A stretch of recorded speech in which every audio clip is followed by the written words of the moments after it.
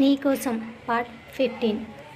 నందు నుండి చూపు తిప్పుకోలేక తనకి దూరంగా ఉండలేక తనని గట్టిగా హత్తుకుని నడుము చుట్టూ చేతులు గట్టిగా బిగించి నడుమును ఒత్తుతూ తనని మైకంలో తీసుకువెళ్తూ ఉంటే నందిని కళ్ళు మూసుకుని రాజేష్ను గట్టిగా హత్తుకుంటూ తన మీదకు అదుముకొని ఉంటుంది. రాజేష్ నుదుటి మీదుగా ముద్దు పెట్టి చెక్కిల మీదుగా ముద్దు పెడుతూ నందు మెడ మీద చిన్నగా బైట్ చేస్తాడు. నొప్పికి అమ్మ అని గట్టిగా అరిచి రాజేష్ని తోసేస్తుంది. ఒసేయ్, ఏంటి అలా తోసేసావు? చూడడానికి మునక్కాడలా సన్నంగా కనబడతావు, కానీ ఇంత బలం నీకు ఎలా వస్తుందో అని అడుగుతూ ఉంటాడు. మీరు ఇలాంటి పనులు చేస్తే ఏ అమ్మాయికైనా అలాగే వస్తుంది అని చెప్పి తిప్పుకుంటూ వెళ్ళిపోతూ ఉంటుంది నందిని. చూస్తా ఎన్ని రోజులు పారిపోతావో అని అనుకుంటూ తన శరీరం నుండి ఎగసిపడి వేడి ఆవిర్లను చల్లార్చడానికి కాసేపు స్విమ్ చేస్తూ ఉంటాడు రాజేష్. అలా కాసేపు స్విమ్ చేసిన తర్వాత తన గదికి వెళ్తాడు రాజేష్. అప్పటికే నందు డ్రెస్ చేంజ్ చేసుకుని చీర కట్టుకొని మంగతో కలిసి వంట చేస్తూ ఉంటుంది. చుట్టూ చూస్తాడు, ఎవరు ఉండరు. కానీ పక్కన మంగ ఉండడంతో చేసేదేమి లేక బుద్ధిగా తన గదిలోకి వెళ్ళి డ్రెస్ మార్చుకుంటూ మళ్ళీ ల్యాప్టాప్ ముందు కూర్చొని వర్క్ చేసుకుంటూ ఉంటాడు. అప్పుడే రామ్ నుండి కాల్ వస్తుంది. ఏమైందిరా, ఎందుకు కాల్ చేశావు అని అడుగుతాడు రాజేష్. అదేరా, ఇందిరా కంపెనీ వాళ్ళు సంబంధించిన వర్క్ ఎంతవరకు ఫినిష్ అయిందని అడగడానికి కాల్ చేశా, మర్చిపోయావో ఏమో అని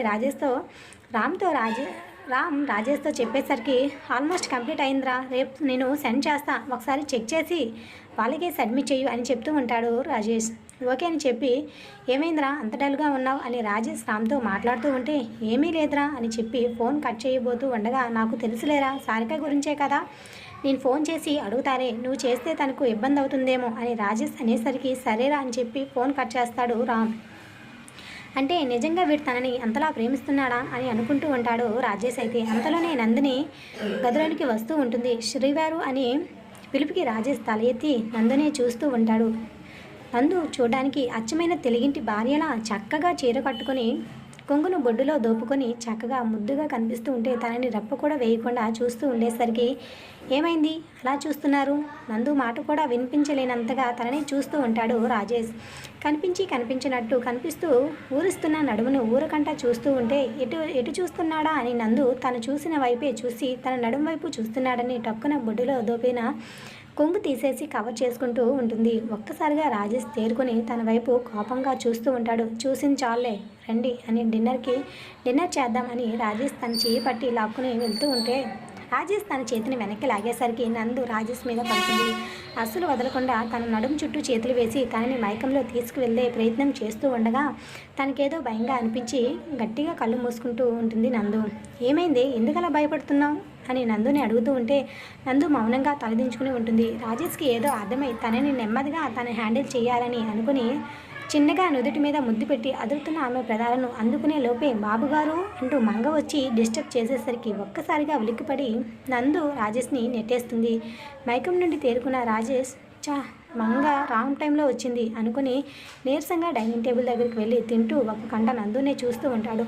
నందికి రాజేష్ ఇంటెన్షన్ అర్థమై మనసులో నవ్వుకుంటూ తలదించుకుని తింటూ ఉంటుంది. నాకు తెలిసే నువ్వు కావాలనే ఊరుస్తున్నావని, ఈ రోజు రాత్రి నువ్వు ఎలా తప్పించుకుంటావో నేను చూస్తా అని ఇద్దరు కూడా కళ్ళతోనే మాట్లాడుకుంటూ ఉంటారు. చూసిన చాలే, తినండి అని సైగ చేస్తూ ఉంటుంది నందు. నాకు ఇది తినాలని లేదు, నిన్ను తినాలని ఉంది అని అనేసరికి చుట్టూ ఒక్కసారిగా చూసి అక్కడ మంగలేదని అమ్మయ్య అనుకొని ఏం మాట్లాడుతున్నారండి, ఎవరున్నారో కూడా చూసుకోరా నందు రాజేష్తో నెమ్మదిగా కసురుతూ ఉంటే నేనేం కొత్తగా మాట్లాడలేదే, అందరూ చేసేదే, నేను ఇప్పుడేం కొత్తగా మాట్లాడుతున్నావు, ప్రతి భార్యాభర్తల మధ్య ఉండేదే, నువ్వు నాకు కాకపోతే ఇలా పరిస్థితులు పెడుతూ ఉంటే నా పరిస్థితి ఎలా ఉందో నీకేం తెలిసే అని అనేసరికి నందు ఇంకా ఏమీ మాట్లాడలేక మౌనంగా తింటూ ఉంటుంది. రాజేష్ కూడా మౌనంగా తిని హాల్లో కూర్చుని టీవీ చూస్తూ ఉంటాడు. నందు కిచెన్లో అన్నీ సర్దిపెట్టి తన గదిలోనికి వెళ్తూ ఉంటుంది. అది గమనించిన రాజేష్ కూడా టీవీ ఆఫ్ చేసి నందు వెనకాలే రాజేష్ కూడా వెళ్తూ ఉంటాడు. రాజేష్ డ్రెస్ చేంజ్ చేసుకుని నందు డ్రెస్సింగ్ రూమ్లో డ్రెస్ చేంజ్ చేసుకుంటూ ఉండడం గమనించి ఇప్పుడేమైంది డ్రెస్ చేసుకుంటుంది అని అనుకుంటూ ఉండగా తన పంజాబ్ డ్రెస్ వేసుకుని రావడం చూసి తనను చూస్తూ ఉంటాడు. రాజేష్ ఏమైంది, ఎందుకలా చూస్తున్నారు అని నందుని అడుగుతుంటే ఇప్పుడు ఎందుకు డ్రెస్ చేంజ్ చేసుకున్నావు అని అడుగుతూ ఉంటాడు రాజేష్. అది ఏమీ చెప్పలేక మౌనంగా ఉంటుంది నందిని. నాకు అర్థమైంది, వచ్చి పడుకో అని రాజేష్కి అప్పుడైతే తనని చూసి చాలా కోపం వచ్చినా చేసేదేం లేక తను బాధ పెట్టడం ఇష్టం లేక ఎప్పటిలాగే రాజేష్ ఇంకేం చేయలేక నందును బాధ పెట్టడం ఇష్టం లేక నందు దగ్గరగా జరిగి హత్తుకుని పడుకుంటాడు. నందు కూడా ఒక పక్క బాధపడుతూనే ఉంటుంది. రాజేష్కి దూరంగా ఉండడానికి తనని దూరం పెట్టినందుకు గాను తనకి భయం ఎంత పోగొట్టుకోవాలని ప్రయత్నించినా కూడా అది నందుకి సాధ్యపడటం లేదు. ఇక పొద్దున్నే రాజేష్ లేచి త్వరగా రెడీ అయ్యి ఆఫీస్కి వెళ్ళి టిఫిన్ చేసి ఆఫీస్కి బయలుదేరుతాడు. అది ఏంటండి ఆఫీస్కి వెళ్ళరు కదా అనేసరికి కొంచెం వర్క్ ఉంది, త్వరగా వచ్చేస్తాలే అని చెప్తూ నవ్వుతూ నువ్వు జాగ్రత్తగా ఉండు అని రాజేష్ చెప్పి ఆఫీస్ బయలుదేరుతూ ఉంటే నందు మొహం మార్చుకుని ఉండడం గమనించి నువ్వు అలా మొహం పెట్టకే తల్లి, నేను అసలు వెళ్ళలేను, చాలా వర్క్ అర్జెంట్ వర్క్ అని వెళ్తున్నా లేకపోతే వెళ్ళేవాడిని కాదు అని నుదుటి మీద చిన్నగా ముద్దు పెట్టి త్వరగా వచ్చేస్తా బాయ్ అని చెప్పి వెళ్తూ ఉండగా సరే అని తను కూడా నవ్వుతూ ఉంటుంది. ఇక రాజేష్ ఆఫీస్కి వెళ్ళి తను ఇందిరా గ్రూప్లో సంబంధించిన ప్రాజెక్ట్ డీటెయిల్స్ అన్ని రామ్ చూపించి ఇద్దరు కూడా అన్ని చెక్ చేసిన తర్వాత వాళ్ళకి సబ్మిట్ చేస్తూ ఉంటారు. అంతలోనే రామ్ రాజేష్ల ఫ్రెండ్ మాన్విత వచ్చి పెళ్లి కార్డు ఇస్తుంది. అలాగే నైట్ బ్యాచులర్ పార్టీ కూడా ఇన్వైట్ చేస్తూ ఉంటుంది. తప్పక రావాలని గట్టిగా చెప్తుంది. ఎందుకంటే వీళ్ళే బెస్ట్ ఫ్రెండ్స్లా ఎప్పుడు తనకి తోడుగా ఉంటారు కాబట్టి. సరే అని వాళ్ళు కూడా చెప్పేసరికి మాన్విత ఇద్దరిని హక్ చేసుకుని థ్యాంక్స్ రా, థ్యాంక్ యూ సో మచ్, మీ సంగతి నాకు తెలుసురా, నా విషయంలో ఎప్పుడు మీరు కాదనలేరు అని వెళ్తూ ఉంటుంది. నందినికి ఇంట్లో ఏమీ తోచగా దగ్గరలో తన ఫ్రెండ్ ఉంటే హాస్టల్కి వెళ్తుంది. తనకి కూడా ఆల్రెడీ మ్యారేజ్ అయి కొన్ని రోజులు అవుతుంది. నందు ప్రియా మెడలో తాళిని చూసి ఏంటి ఎప్పుడు పెళ్ళయింది, కనీసం ఫోన్ అయినా చేయలేదే అని అంటూ ఉంటే నందుని చూసిన ప్రియా ఒక్కసారి తనని పట్టుకుని ఏడుస్తూ ఉంటుంది. నందిని కంగారు పడుతూ ఏమైంది ప్రియా, ఎందుకు ఏడుస్తున్నావు, అయినా పెళ్ళైన తర్వాత కూడా హాస్టల్లో ఎందుకే ఉంటున్నావు, మీ హస్బెండ్ ఏం చేస్తున్నారు, అసలు పెళ్ళై ఎన్ని రోజులు అయ్యింది, కనీసం ఫోన్ అయినా చేయలేదే అని నందు ప్రశ్నలు అడుగుతూ ఉంటే ప్రియా నెమ్మదిగా ఏడుస్తూ ఉంటుంది. సరేలే ఇలా వచ్చి కూర్చో అని ఒకరి పక్కన ఒకరు ఇద్దరు కూడా ఎదురెదురుగా కూర్చొని ఎందుకు ఇంత బాధపడుతున్నావు, అసలు ఏమైంది అని అంటూ ఉంటుంది నందు. ఏమీ లేదే, పెళ్ళి అనుకోకుండా చేశారు అమ్మా నాన్న, బావ మంచివాడే కాదనడం లేదు, అందుకే నేను కూడా ఈ పెళ్ళికి ఒప్పుకున్నా, చదువు మధ్యలో ఉంది, తర్వాత మిగతావన్నీ చూసుకుందాం అని పెళ్ళికి ముందే అతనికి చెప్పా, అప్పుడు సరే అని చెప్పాడు. కానీ పెళ్ళైన తర్వాత తొలి రోజు మాత్రం నాకు ఇష్టం లేకుండానే నన్ను అని ఆపి ఏడుస్తూ ఉంది.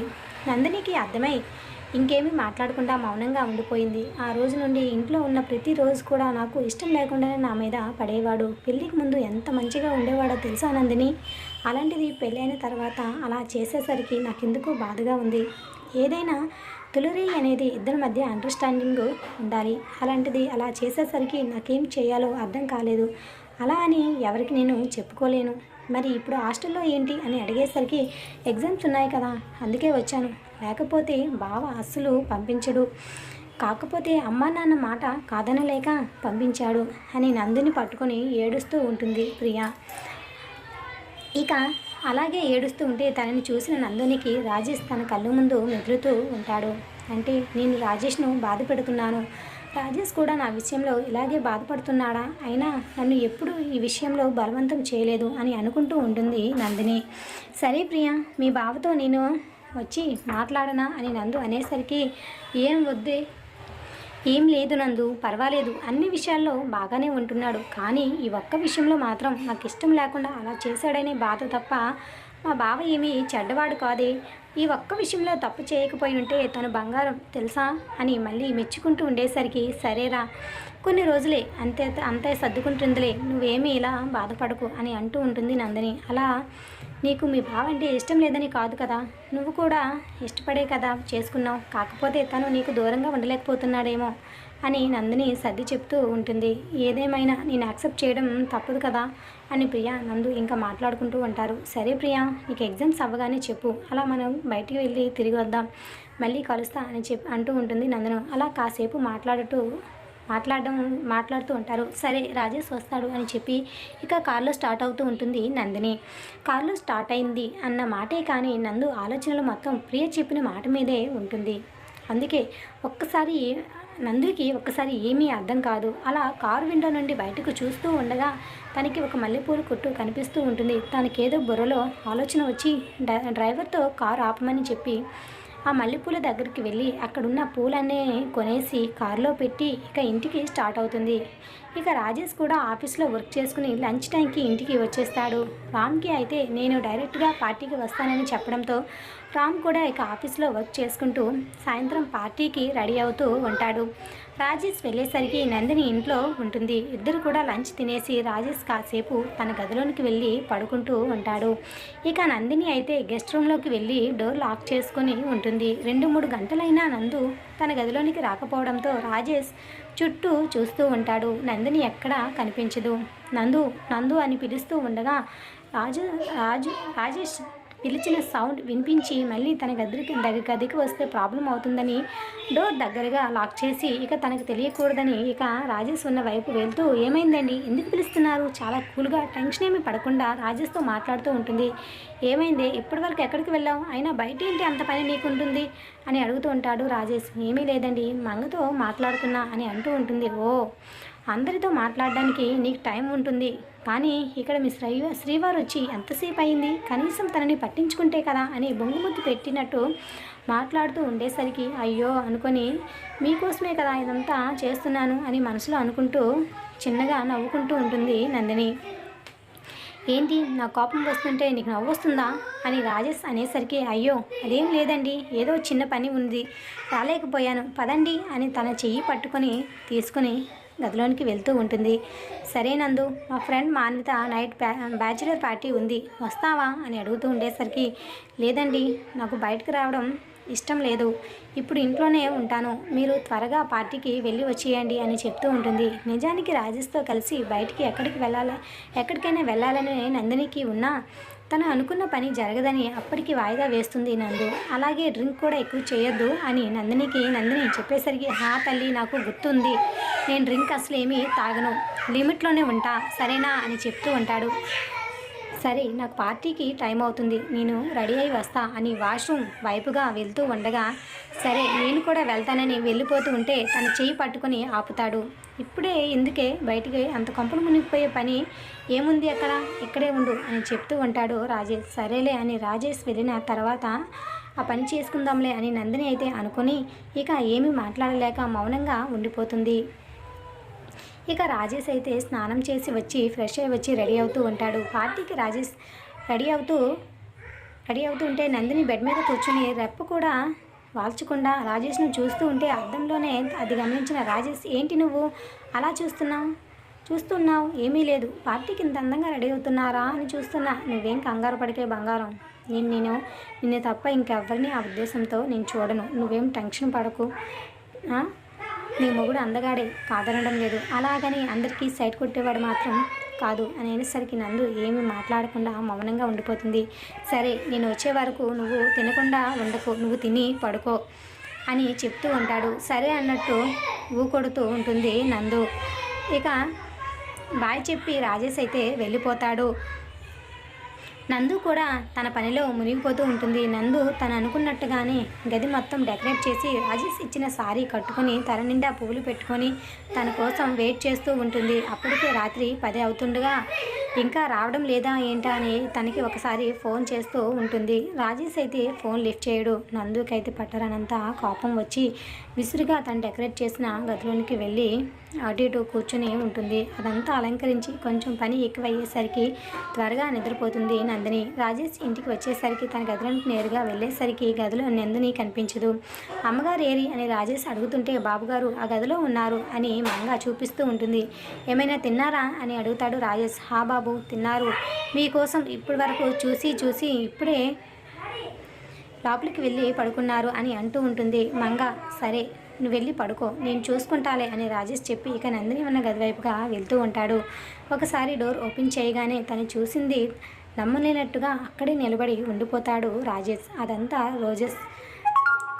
గదంతా రోజెస్ మల్లెపూలతో అలంకరించి, బెడ్ మొత్తం మల్లెపూలతో అలంకరించి, మధ్యలో హార్ట్ షేప్ రోజా పూలతో అలంకరించి ఉంటుంది. అక్కడక్కడ క్యాండిల్స్, గోడ మొత్తం రోజెస్, మొత్తం పూలతో ఆ గది మొత్తం నింపేస్తుంది. ఆ పూల పరిమళం రాజేష్ మనసును తాకగా మనసంతా ఏదోలా అయిపోయి అక్కడే పడుకొని ఉన్న నందినిని చూస్తూ ఉంటాడు. రాజేష్ ఇచ్చిన చీర కట్టుకుని తల నిండా పూలు పెట్టుకుని చేతి నిండా గాజులు, మెడల్లో తాళి తప్ప ఇంకే ఆభరణాలు లేకుండా లైట్ మేకప్తో చిన్నపిల్లలా పడుకున్న నందినిని చూస్తూ అడుగులో అడుగు వేసుకుని తన దగ్గరికి వెళ్ళి కూర్చుని ఉంటాడు. నందిని వచ్చింది కూడా రాజేష్ వచ్చింది కూడా తెలియనంతలో నిద్రలో ఉంటుంది నందిని. రాజేష్ నందినిని అలా చూస్తూ ఉంటే గాలికి చిన్నగా బయట పక్కకు జరిగి తన నాభి క్లియర్గా కనిపిస్తూ ఉంటే చూస్తూ చెయ్యి వేయాలా వద్దా అని అనుకుంటూ ఉండగా రాజేష్ నందినికి దగ్గరగా జరిగి నందినికైతే రాజేష్ ఊపిరి వెచ్చగా తగులుతూ ఉంటే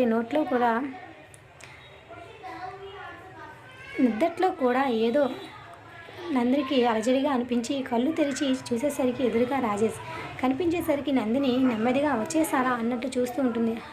వచ్చి చాలాసేపు అయింది కానీ ఏంటే ఇదంతా సూటిగా చూస్తూ అడుగుతూ ఉంటాడు రాజేష్. చూసి కూడా అడుగుతారేంటి, మీకు అర్థం కాలేదా అని అడుగుతూ ఉంటుంది అంతే సూటిగా నందిని.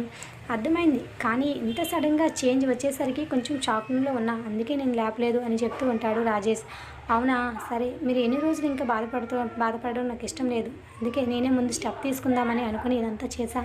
ఇదంతా నువ్వే చేసావా అని రాజేష్ తన కళ్ళలోకి చూస్తూ అడుగుతూ ఉంటే రాజేష్ నువ్వు నేరుగా చూడలేక తలదించుకుని అని అంటుంది. ఎందుకే ఇక్కడ ఎవరితోనైనా చేపించితే మీకు తెలిసిపోతుంది కదా, అందుకే మీకు సర్ప్రైజ్ ఇవ్వాలనిపించింది, అందుకే ఎవరికి తెలియకుండా మీరు వెళ్ళిన తర్వాత చాలాసేపు కూర్చొని ఇదంతా డెకరేట్ చేసా, నచ్చిందా అని తను అడుగుతూ ఉంటుంది నందిని. అంతా బాగానే ఉంది కానీ నందిని కింద నుండి మీదకు చూస్తూ ఉంటాడు రాజేష్. ఏమైంది అలా చూస్తున్నారని నందిని